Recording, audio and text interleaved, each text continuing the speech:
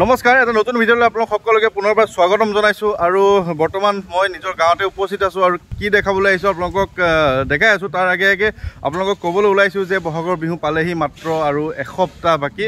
আৰু সেই এসপ্তাহ যিহেতু বাকী আছে, সেই এসপ্তাহৰ আগে আগে আমাৰ গাঁৱৰ গোপিনীসকলে বা যিসকল মহিলাই তেওঁলোকে কেনেধৰণৰ প্ৰস্তুতি কৰিছে, কি কি প্ৰস্তুতি কৰিছে, সম্পূৰ্ণ ভিডিঅ' দেখাবলৈ আজি আমাৰ গাঁৱৰে দুই এগৰাকী মহিলাই মোক আজি অকণমান ক'লে যে আমি এনেধৰণে ফিল্ডত দুদিনমানৰ পৰা অলপ প্ৰেক্টিছ কৰি আছোঁ, বিহু অকণমান দেখাই দিব লাগে ৰাইজক যে আমি কেনেধৰণে নাচিছোঁ বাগিছোঁ। অকণমান ভিডিঅ' কৰিলোঁ নাচি থকাতে, তাৰপিছত বোলো অনুষ্ঠানটো এনেধৰণে আৰম্ভ কৰোঁ আৰু আপোনালোকে ভিডিঅ'টো চাই ভাল পাব বুলি আশা কৰিছোঁ। আৰু কেনেধৰণে কি কৰি আছে সম্পূৰ্ণ ভিডিঅ' দেখাই আছোঁ। আৰু এইসকল হৈছে আমাৰ গাঁৱৰ মহিলাসকল। কি কৰি আছে কওকচোন বাৰু, এতিয়া কোনে ক'ব? আপুনি ক'ব।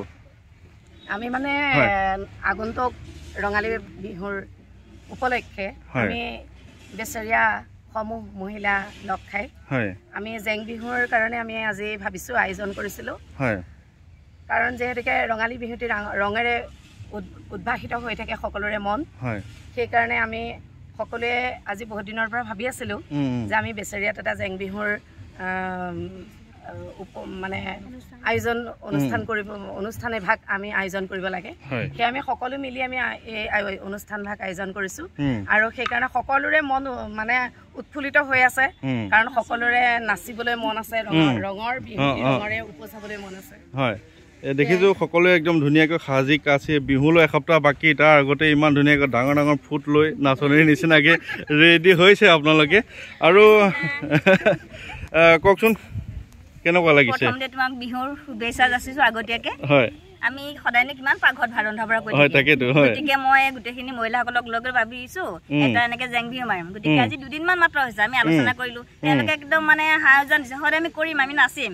গতিকে তেনেকে কোৱাৰ লগে লগে ওলাই আহিলে আৰু। গতিকে আজি এইটো পৰ্যায় পাইছোহি, ঢোলে শুধুৱাই নাচিছোঁ আৰু কিমান নাচিব জানিছোঁ। আপোনালোকৰ এই বিহু দলটোক কোনোবাই যদি বিচাৰে বিহুত ষ্টেজত পাব নেকি বাৰু? পাবনে? আগতে আমি ৰং চেনেলতো তেনেকৈ বিহু নাচি আহিছোঁ, জেং বিহু। আৰু আমি কেইবাটা ষ্টেজতো কৰিছোঁ যোৱাবাৰ ৰঙালী বিহুত। এইবাৰ যদি কোনোবাই তেনেকৈ মাতে আমি যোৱাত আগ্ৰহী আছোঁ সকলো মহিলা। এনে আপোনালোকে অকল জেং বিহু মাৰে নে হুঁচৰি নে কেনেকুৱা ধৰণৰ? হুঁচৰিও আছে। এতিয়া কোনোবাই অকণমান হুঁচৰি এটা গুণগুণাই দিব নেকি? অকণমান হুঁচৰি এটা গাই দিয়ক।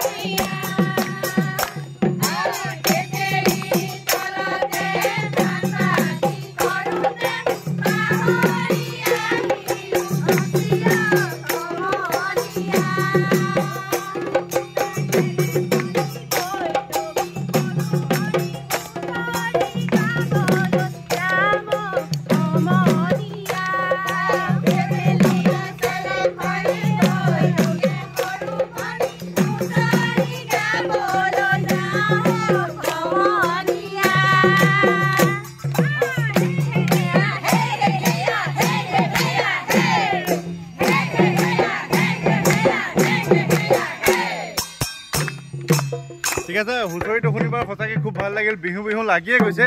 কিন্তু এইখিনিতে আপোনালোকক এটা কথা মই সুধিব বিচাৰিছোঁ, আপোনালোকে বাৰু জানেনে যে এই বছৰ আমাৰ অসম চৰকাৰে আমাৰ বেচেৰিয়া অঞ্চললৈ দুগৰাকী ব্যক্তিক শিল্পী পেঞ্চন প্ৰদান কৰিছে এই বিহু শিল্পীৰ লগতে জড়িত এগৰাকী ব্যক্তিকো শিল্পী সন্মান পেঞ্চন প্ৰদান কৰিছে আৰু সেই ব্যক্তিগৰাকী আমাৰ মাজতে আছে কিন্তু আপোনালোকে জানেনে এয়া আমাৰ মুকুল বৰা ডাঙৰীয়া চাওক আমাৰ অঞ্চলটো ইমান ধুনীয়া আমাৰ বেচেৰিয়া অঞ্চলটো ইমান ধুনীয়া মই আগতেও বিভিন্ন ভিডিঅ'ত দেখাই আহিছোঁ যে আমাৰ তেজপুৰখন সাংস্কৃতিক নগৰী হয় কিন্তু আমাৰ বেচেৰিয়াখন বাদ দি তেজপুৰখন কিন্তু সাংস্কৃতিক নগৰী হ'ব নোৱাৰে এতিয়াও হওক আগৰ পৰাই হওক গতিকে বৰা ডাঙৰীয়া স্বাগতম জনাইছোঁ নমস্কাৰ কেনেকুৱা লাগিছে কওক খুব ভাল লাগিছে হয় সমূহ ৰাইজলৈ অসমবাসী ৰাইজলৈ আমি বিহুৰ শুভেচ্ছা জনালোঁ আগন্তুক ৰঙালী বিহু যাতে সকলোৰে যাতে মনত যাতে উৰা মানৰ সৈতে যাতে এনেকৈ সাজি কাচি আহি পেলাই যাতে ফিল্ডত যাতে বিহু মাৰিব পাৰে আৰু তাকে মই সমূহ ৰাইজক মই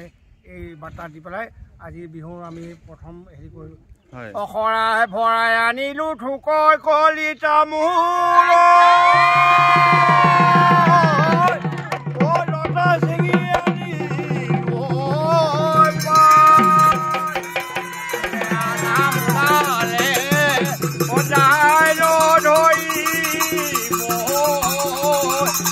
বিহু নাময়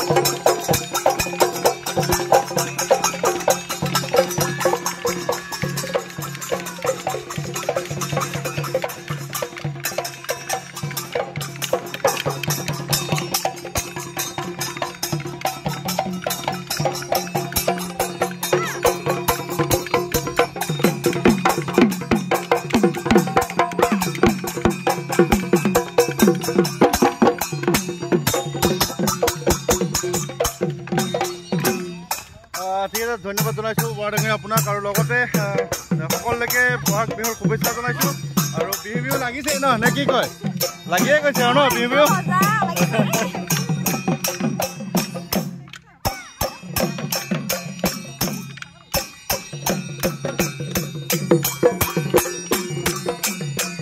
এতিয়া ৰূপালী বাই হাতত দুখ পালে কেনেকুৱা মনত দুখ লাগিছে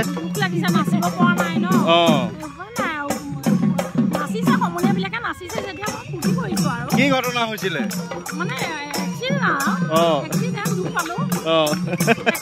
সকলোকে ধন্যবাদ জনাইছোঁ আৰু সকলোকে পুনৰবাৰ বহাগ বিহুৰ শুভেচ্ছা জনাইছোঁ আৰু বিহু আহি আছে সকলোৰে মন প্ৰাণবোৰ যাতে মানে ভৰি পৰক সকলোৰে মনবোৰ ধুনীয়া হৈ থাকক তাকে কামনা কৰিছোঁ আৰু ভিডিঅ'টো সামৰি দিওঁ নে কিবা থাকিল আৰু কওক